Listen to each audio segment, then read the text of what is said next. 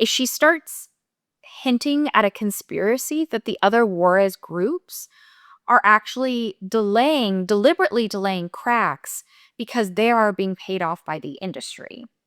Okay. Let's take a sip of tea of the town. So you're in? I'm in. Today's episode is Piracy, Power, and Paranoia, the Empress saga. The Empress saga. Yes. Okay. So this one, there's some context setting that I need to do here first. Because this is about drama within the hacking community. The hacking community. Yes. So take me down the rabbit hole. All right. So first, I have to give you a brief history about the history of hacking. Okay. So in the 80s and the 90s, PC games were shipped with these like simple copy locks is what they called them. And these were basic anti-piracy software that was just like so primitive that hobby crackers were able to remove them. Yeah. And they used systems that were called BBS and IRC. So BBS is bulletin board system. IRC is internet relay chat. So basically they created these ad hoc chats where they could coordinate, hack games, and play them. Now we're in the early aughts, where piracy becomes even bigger. It expands beyond just these PC games. This was like the golden era of pirates. Oh, yeah. I think every millennial has pirated at least one song. Like, I used LimeWire and very much... LimeWire was my jam, too. Yeah. No, yeah. I riddled my family computer with viruses in the name of good music.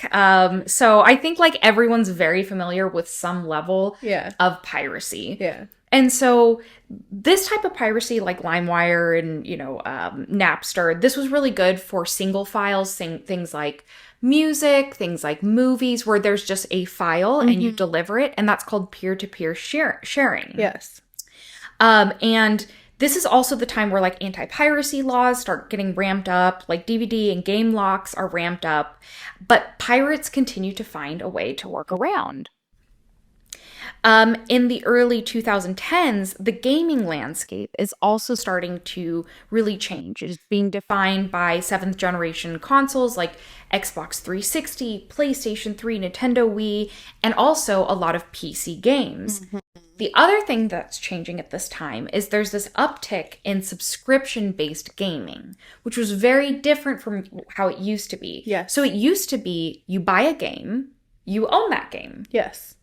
What a novel concept. Right? Wow, I forgot that. But instead, companies start realizing, we can make more money if we create the subscription-based gaming. Yeah. Where you have to continually stay on our server or we push out upgrades. And so you have to pay month over month. And like, gamers are getting pretty frustrated by this at the same time because it seems really unfair that they're having to shell out all this money. And a lot of gamers are quite young, so how much money do they have access to? Well, I'm assuming it's a big market, but... Exactly. I can see why that would be incredibly frustrating. And so at the same time, there's also this like new DRM software, which is digital rights management. And this is like significantly tougher to crack than like the software that was used in the 80s and the 90s, where there were hobby lock, like they could just crack it really quickly. Yeah. This is no longer the case. I do remember, again, if the FBI is watching, I've never done any of this stuff, but I definitely heard about other people getting very easy access to all of the different softwares that you could possibly want, like Adobe Creative Cloud, right? You just got a cracked version, you're good to go, and that was so common. So, but I've never done it myself. Never. Me either. That comment about LimeWire earlier was a joke. It was so funny. It was so funny. Okay. So at the same time, they've got this new technology that's like significantly tougher to crack. And the reason is because if you think about it, like peer-to-peer sharing of single files, that's easy because that's just a file. But games, there's all these different variants that happen throughout the game. So you're not just copying like, a book, but you're copying all of the different pathways that can happen. And since a game is made up of like loads of different files that are working in tandem, it becomes this like tangled spider web where a developer is able to essentially like booby trap different parts of the game so that it can't work when it's copied. Yes. So what happens is we see this uptick in groups called Warez groups. So this is actually like dedicated groups of hackers that come together to solve all of these like booby trap puzzles and crack them. And it's like this worldwide decentralized network, and it's called The Scene. Okay, so like, first of all, I love it and I want to be invited. Right? It's kind of cool. It sounds fun. It's like all a bunch of people getting together solving puzzles. Yeah. Fuck yeah. Exactly. And they are like, honestly, the groups are kind of cool because they're not motivated by like compensation because they're doing this for free. It's really like competition and the love of the game. Yeah. Because the thing is so there's these different like groups that kind of make up the scene. Yeah. So there's big names like Paradox, Reload, like Razor 1911, and they compete with each other. And whoever is the first one to crack a game gets the prestige, and everybody else their avatar is just like, I don't support illegal activity, of course. but this sounds like a vibe. Yeah, and so there's this like fun competition, and at the end of the day, they're doing it because they want people to have access to these games that otherwise they wouldn't be able to because they lack the finances. Yeah, right. So, and the other thing is like the competition is fierce, and like no one group stays number one forever. Like they all kind of take turns in the spotlight. And it becomes this decades-long kind of cat and mouse game where, you know, each side is leveling up and getting more complicated. Like the gaming companies create more complex software. Yes. The groups crack it. They create another version, the groups crack it again. And so there's always these like different checks, but like the pirates continue to break the code. They even tried doing things where it's like you're forced to stay connected to the server because then, you know, you can't really copy that. Right. Yeah. But even still, the pirates are able to crack that. Love it. However, everything soon changes with the introduction of Denuvo. So Denuvo is a piece of anti-tamper software. It was first developed in Austria. It was released in September of 2014.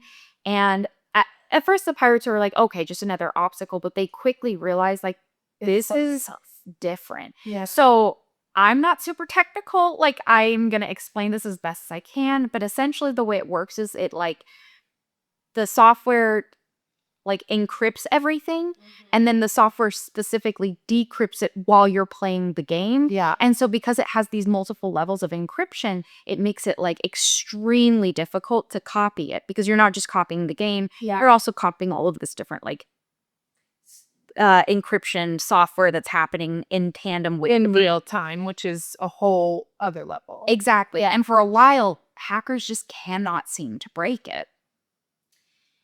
And that's where I'm going to introduce you to our main character, Empress. Okay. Empress is a hacker that started with one of the popular Warez groups called Codex.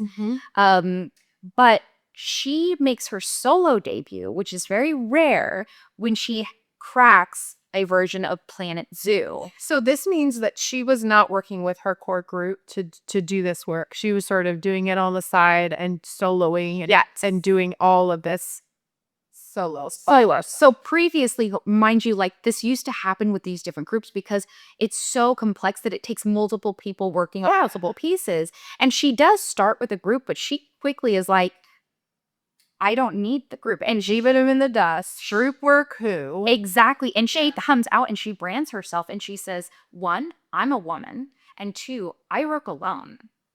And like people are kind of like, right. And so people are kind of taken aback by this. This is very different from like the happy community that we've seen before.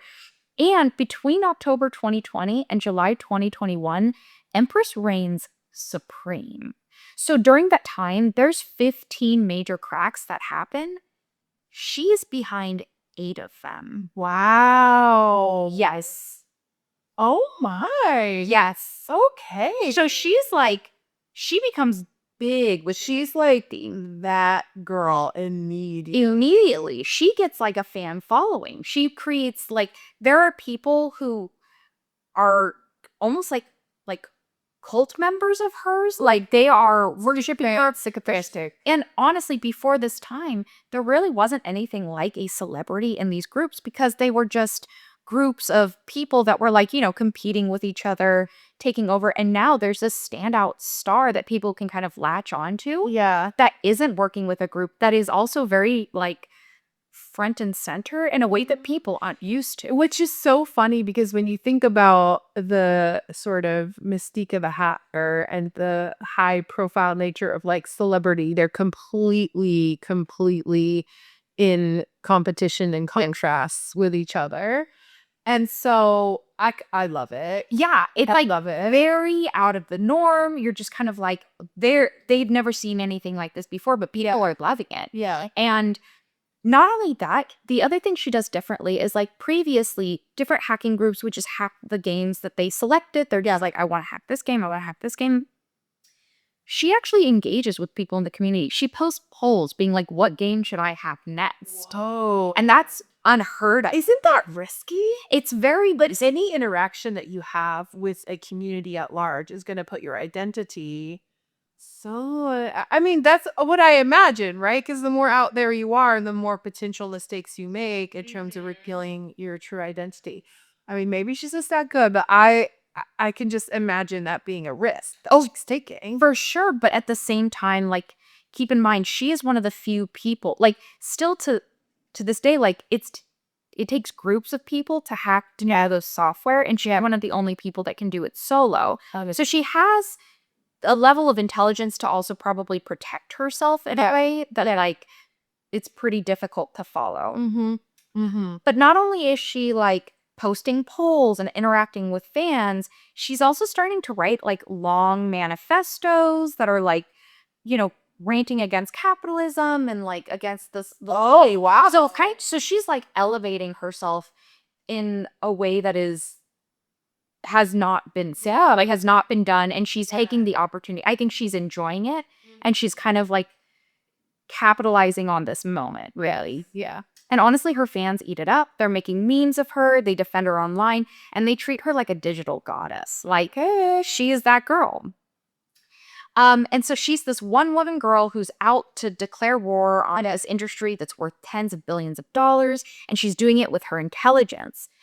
The other thing, though, that's different that she starts to do, remember, these groups, they're in it for the love of the game. They're in it for the competition.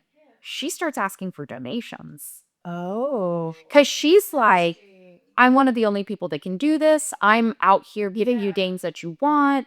And so, I'm having to pour all of this time because it takes so much time to continue to learn the saga racket.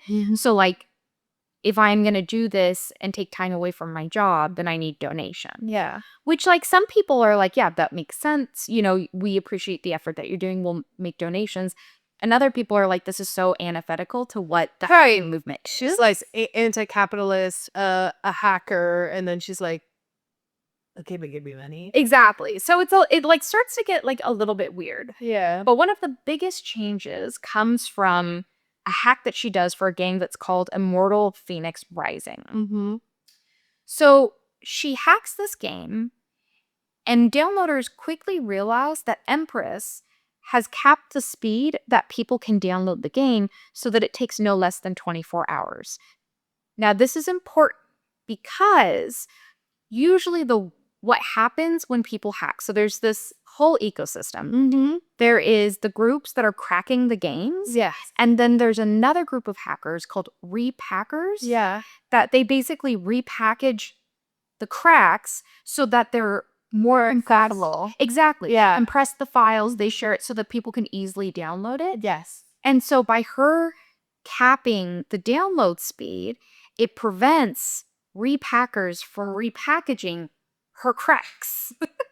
Oh my gosh. Yeah. And when people are like, what the hell? It's because she doesn't want repackers taking credit for her work. Okay. I mean, you're a hacker, right? Like, you're taking credit for other people's work. Yes. And specifically, there's this girl, she goes by Fit Girl, who she's a repacker. Yeah. And she had been working with Empress and repackaging all of her games. Yeah. And she would see people being like, oh my God, thank you so much, Fit Girl. And it started getting to her. And so she's like, no, Went to her head. it went to her head. That's ego. And Fit Girl is like, well, I'm no longer going to repackage her game. So then there becomes this weird rift in the like subterrace of hacking. But this is really, really funny because she is basically discovering why IP law exists. No? Yes. There's some irony in there. There is a lot of irony. I don't know if you see it, but I see. Yes. No, it is. And it is like, it's clear that she is like feeding off of kind of the attention that she's getting. She likes that sort of acclaim. She is getting a cult following that is very loyal to her. Yeah. And then the other thing she starts to do to like kind of see discontent within the community is she starts hinting at a conspiracy that the other Warez groups are actually deliberately delaying cracks because they are being paid off by the industry. Okay. That is okay. What's her evidence? A hunch? Exactly. She thinks they're taking too long. And so the other side of this is the gaming industry actually knows that like hackers are just a thing that are going to have to deal with. And of course, they're trying to up the software.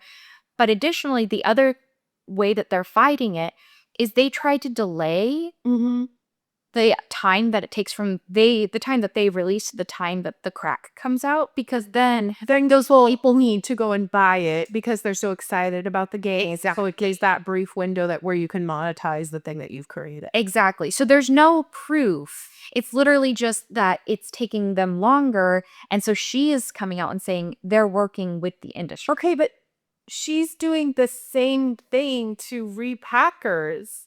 She's like, yes, I need my window of time. What? Okay. Yes. And so like, and then those hackers are trying to come back and being like, well, there's only one of us that's asking for money here, and it's Empress.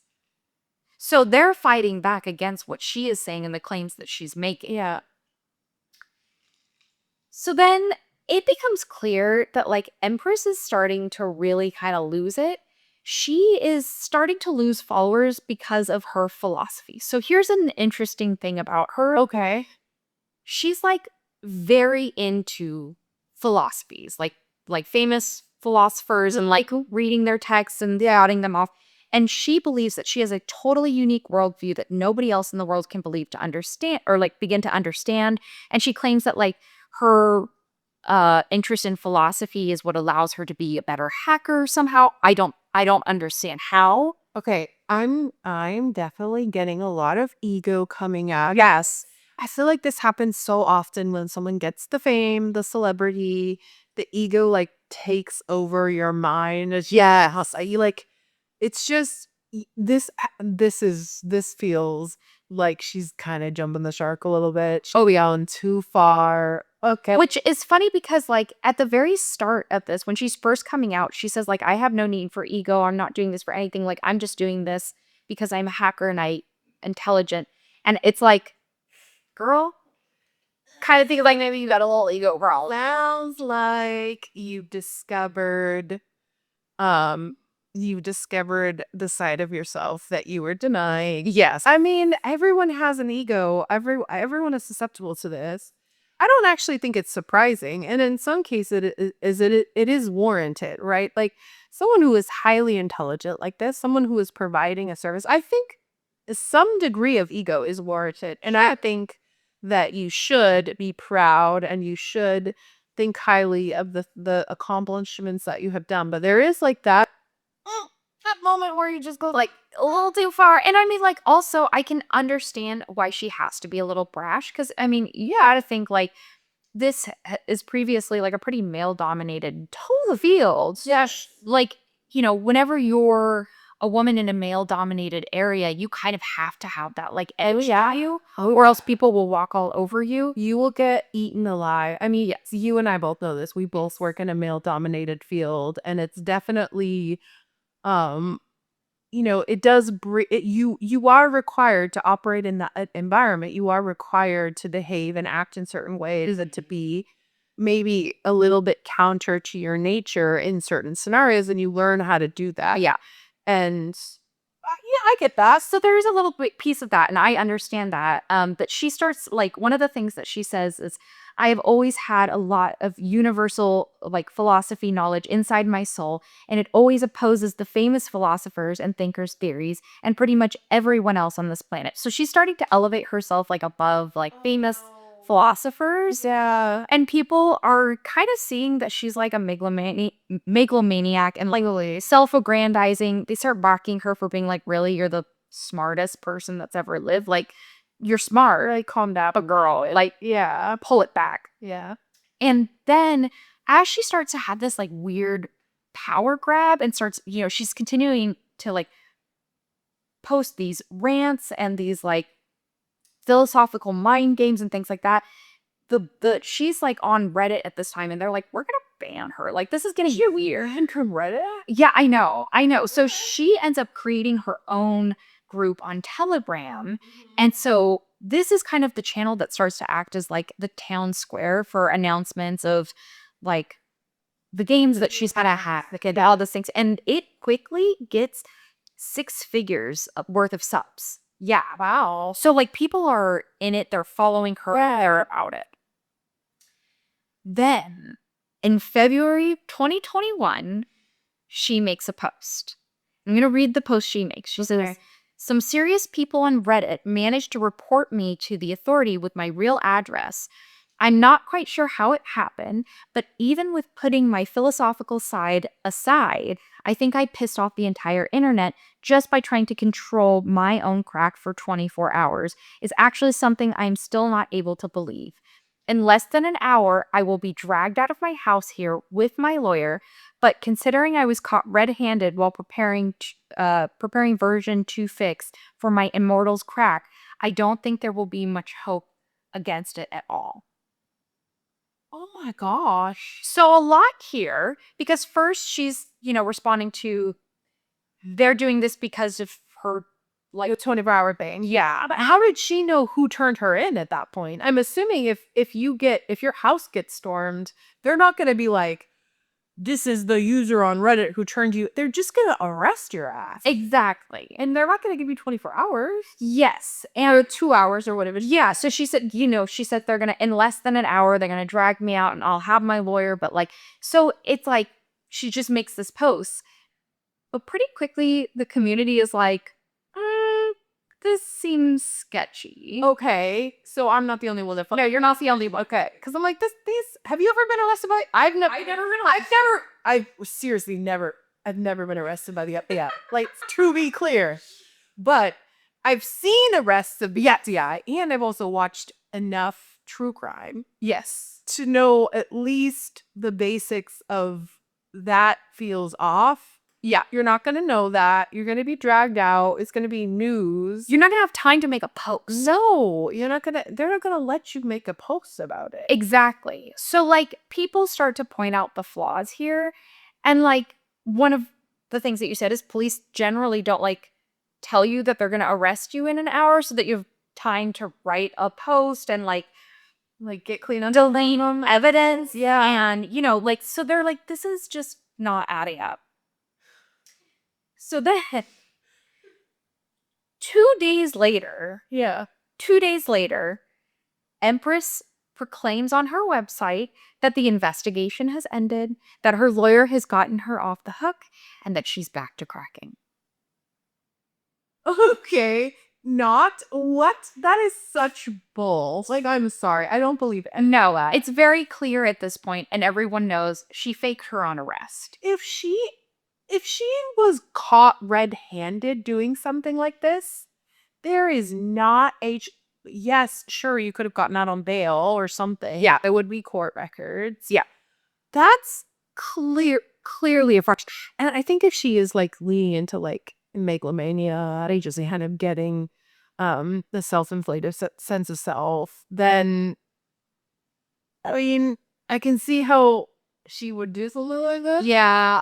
Well, they think that she did it because she was starting to get backlash from all of her, like, philosophical, I'm better than everyone. And, like, people are like, girl, no, you're not. And then right about her off. So they think that this was, like, a whole ploy to, like, Get sympathy. rebrand. And so she says, like, the harrowing experience has reformed her into a new woman. She apologized to the people that she's offended. She said this specifically. I'm a very emotional soul, and I burst with emotions quite easily. So I want to give an official apology to all repackers and all people who ever got offended from me due to that. I messed up before, but I will not mess up again. I put hope in your kindness and your ability to forgive. I don't get it. I don't buy It's weird. It is why? How does getting arrested by the man make you sympathetic to repackers? Are they too connected? I don't fully understand. What is weirder to me, arguably, is that it works. No. And briefly, like, your haters and your fans. Sorry, what? No. Yeah. Okay. They come together and they're like, well, yeah, you know what? We're happy to hear you're back. And, like, it was a little weird, but, like, she's changed and we're going to give her another chance. Like, overwhelmingly, the comments, the sentiment is like, yeah, sure. Which actually said sorry. It's fine. What?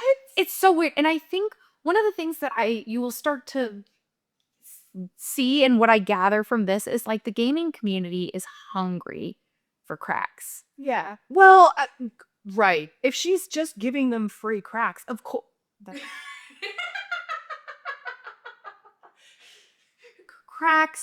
Cracked games. Not. Yes. The free cracked games are like crack to the community. Exactly. And yeah. Right. Beggars can't be choosers. Yes. If you're just getting a free service, you're getting these games without having to pay lots of money.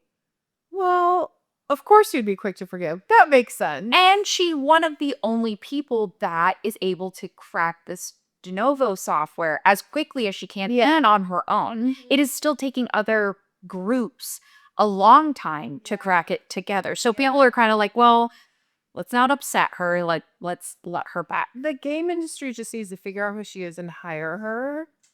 Yeah. Oh, for sure. That's 100% what they should do. Well, what's interesting, what I learned is, like, other hackers that are arrested, a lot of times their plea deal involves them working for these companies or working for the government so that they can get those secrets, which I'm like, you know what? Yeah, absolutely. Yes. Good for you. I just love those kind of stories. It's not even a hero to villain or villain to hero thing. To me, it's more just like, I admire people who are scrappy. And that to me feels very much like, okay, someone was whatever. They were doing something scrappy and naughty, whatever, but they're super smart. And then they just continue getting their bag. And I'm like, yeah, I get it. I love it. Well, here's the thing. This is a hero to villain to hero to villain to okay. So right now she's back. She's the hero.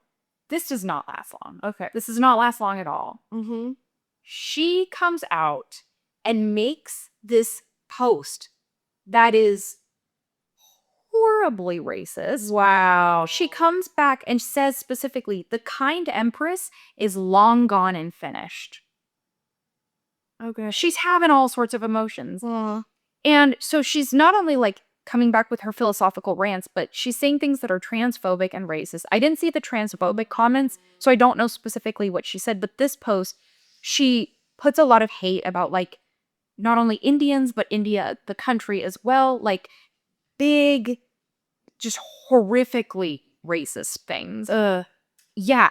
But what it turns out is that, like, I guess a lot of these games are illegal or aren't sold in India. So there's a huge hacking community in India. So, like, because they're not even available unless it's hacked. Exactly. So a lot of people are deeply upset by this. Yeah. So at this point, she starts losing a lot of people. As she should. As she should. Yeah. However, there are still people who are so hungry for games that they don't care. In this quote specifically, this like was a Reddit comment where they say like, the amount of fuck I give about this is so small that it doesn't even register on a scale. All I care about is free games.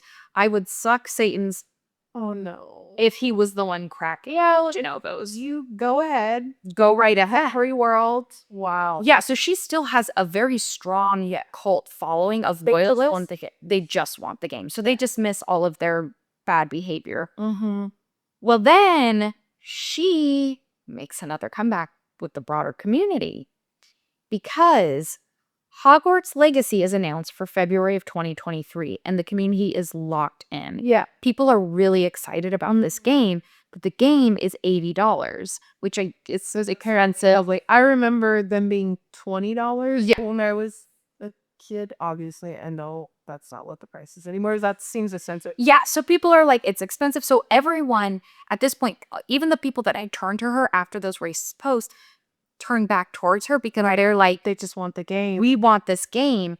And she announces that she's going to have the game cracked in 10 days. How does she know that if she doesn't know who to eat? That's how confident she's like, I'm going to do it. I know this company well enough. I'm just going to crack. I'm going to do this. She ends up doing it in 8 days. And then she takes 3 more days to like test it.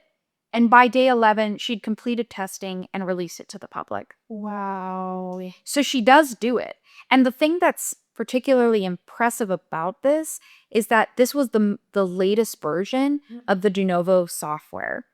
And so nobody has cracked this particular version before. She does it in 8 days. And she blew through it. And so people, it's this thing where like, the community is still upset with her, obviously. But they're going to go download her. But she's one of the only people that can do this. Yeah. And so causes another groundswell of support for her. And despite her behavior and her rants, they're like, you know what? She's the best around. Like, we have to follow her. Right. Because I'm not going to pay $80. I'd rather take this game from a racist. Exactly. Which is unfortunate. It's icky, and I don't like it. It's icky. And I'm like, have some morals, have some backwards. So like, you know. But like that's not surprising though, because there is no competition. So it's not as if people are like, you know, voting with dollars like you do in this situation normally. Yeah, voting with support, like there's only one option. So if you really are desperate for the game, you're gonna do it. Like I guess it's awesome advising given the dynamic. It's just it sucks. Yeah, and she's like quick to like if anybody tries to like go against her or make comments against her, she blocks them. And then they all have a game. And she has a monopoly over hacking. So it's ew. I know, it's all just like icky. I don't like it. I'm not a fan of it. I'm not a gamer, but like, yeah, that's how I feel about it. But then for reasons unknown, Empress goes quiet. Yeah. And there's like all the way up to mid 2024, there's lots of chatter about how she's gonna come back, but there's really no releases. So people are speculating, like, no, she's not done. She's gonna come back, but she is quiet. And then finally, April 2025, she resurfaces on her official Telegram and says, the unfortunate news is I'm just not ready to go back to my work. I'm still on hiatus. And so to this day, we don't know who Empress is. We don't know if she's going to continue hacking. There's just history's mystery. History's mysteries.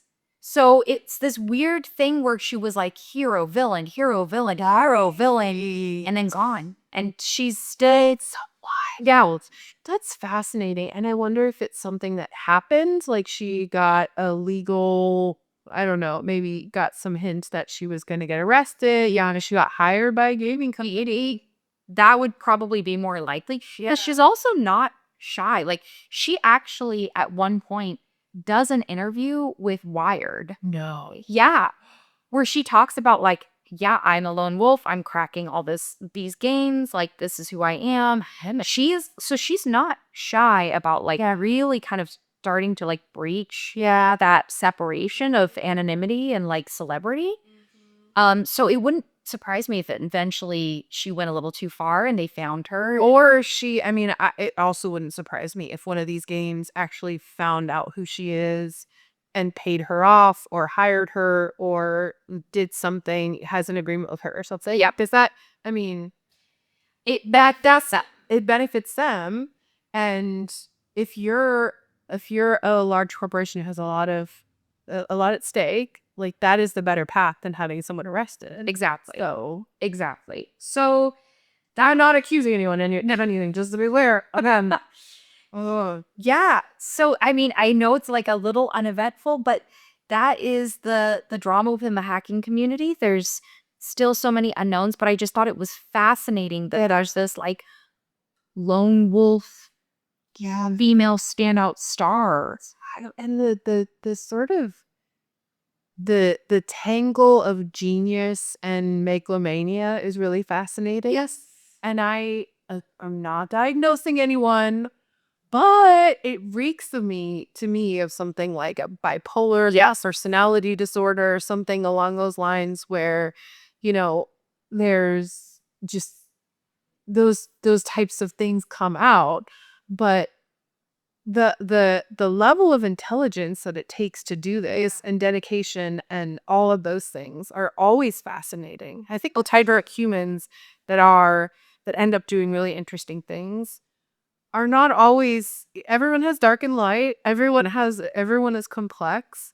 And I mean, you see it all the time. You look for history of people who are geniuses, who legitimately geniuses and yet done interesting things. Like there's some unsavory shit. Oh, for sure. And it's like not at all dismissing like the horrific things she said, but it's weird the way that she swung so drastically. Felt like I want to do better. I'm so sorry. I apologize. To like saying just the worst shit. Exactly. I'm kind of like something is not. They're regular in there. Yeah. Which I mean, I hope it's not a mental health issue, but I mean, it does feel it's like kind of has a lot of those same threads a little bit. It does. And it's interesting because there's also this aspect of like, there is this pushback in the community against this whole like renting games and like you will never truly own anything again. And so I understand that frustration and like there is this kind of anti-hero for them that pushes back against this capitalistic movement of like you own nothing, you rent everything, and you will be happy with it. So I think there's a lot of complexities here. I think it's unfortunate because like initially in my investigation, I was like, this girl is bad. Yeah. And then I got to that part and I was like, oh, gross. Oh, gross. I don't like that at all. Yeah. It's really unfortunate because I felt the same way, like you telling you the story. I'm like, I love this. I mean, look, seriously, the stuff that she has done is clearly badass. Yes, clearly she's super intelligent and I love that. But yeah, it's just why there's like the gross underbelly. Ugh. Yeah, and I think there's also naturally there's a lot of that within like the gaming community as it is. I think there's like a breeding ground for just kind of like racism and misogyny and all of that. So like she's coming from that environment, but even still, I'm just like, yeah, not for me, not a fan. But and then you have the backdrop of, as you were saying, this backdrop of you subscribe to everything. Like you're subscribing to like your freaking toothpaste at this point. Yeah. Exactly. Like what do you own? What do you have? You're just it is I do understand that backlash. I like deeply understand because I do feel this way to a sure extent. It's like it just obviously it is not about quality in any way. It's about how do you make profit, more sustainable and bigger for the largest corporations that we have in this world. So I don't love that. Exactly. I think there's so many different sides to this. I think it was really fascinating to learn about. I think at the end of the day, like everyone is losing in some aspect. But yeah. That's the drama within the hacking community. Ooh, that was a good one. That was a roller coaster for sure. That roller coaster. Cheers. You. Cheers. Let's take a sip of tea.